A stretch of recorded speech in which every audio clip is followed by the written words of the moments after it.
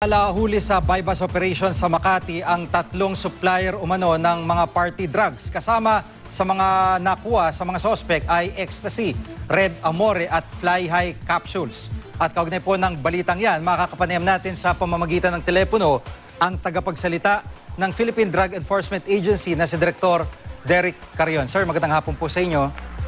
Yes, sir. Magandang hapon po sa ngalan ni Director General Isidro S. Lapena, sir. Apo, dito sa pagkakahuli do sa tatlong suspect, una, ano po ang background ng mga suspect at gaano katagal ho ito minonitor bago na aresto? Sir, this is part of an ongoing case operation plan targeting itong mga sources po ng supply ng party drugs. And this being said, alam niyo naman po, sir, yung distribution yan is more on the sa mga party goers po natin, yung sa mga social circles. So, minabuti po nating sundan yung mga sources nito. Karugtong po ito actually nung maraming nakuha na mga 840 plus noong August, if you remember, sir. Apo. So, ang background po nito mga to ay mga nagtatrabaho sa, yung isa po rito is actually a concierge manager of a known casino and hotel. So, talagang may access po sila doon sa mga higher-end market po na naghahanap ng ganitong party drugs, sir. Unang-una, sa pagbebenta ho na ginagawa nila, paano po yung estilo? Katulad na banggit nyo, parang nandun siya sa isang casino, so diretso ba na sinisimplihan nyo yung mga pumapasok doon? Definitely, they cannot do it doon mismo sa actor. Siyempre, sir, maraming security cameras doon. So, transactions are done outside of their workplaces. Now, it could be done either in exclusive condominiums, like what happened nung nakaraan po, nung transact na ganun. The same transaction, the same type of transaction was done here dahil ito po isang bypass operation. Apo, so, hindi ho, definitely, it was not done doon sa lugar po na kung saan sila nagkahanap buhay. Yung mga party drugs na binebenta nila ay may impormasyon po kayo kung saan nanggagaling, saan po ang source? Yes, sir.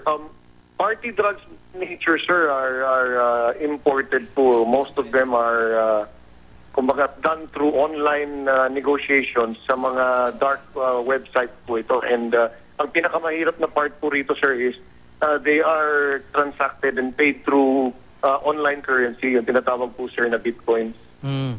So talagang intricate po yung network nitong mga involved sa ganito.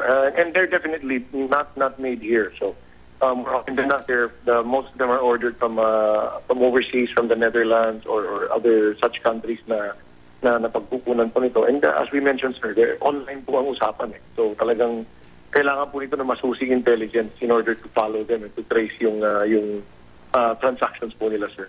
Apo, karaniwan, sino daw ang mga parokyano nito at may impormasyon na may mga artista na sinusupply itong grupong to? Tama po ba? Sinusundan natin yung mga impormasyon na yon, but definitely, sir, if we go further back, yung nabanggit po natin na nakuha nung August na sa exclusive condominium unit din dito po sa may gawing Mandaluyong is linked to an earlier arrest involving a radio DJ, sir. Alam naman natin, sir, kung ano yung identified clientele umano nung nasabing personality na yon. So definitely, sir, may kadugtong pa po ito. Itong ongoing case operation plan natin by the PDEA Regional Office, National Capital Region at saka ng ating Intelligence and Investigation Service.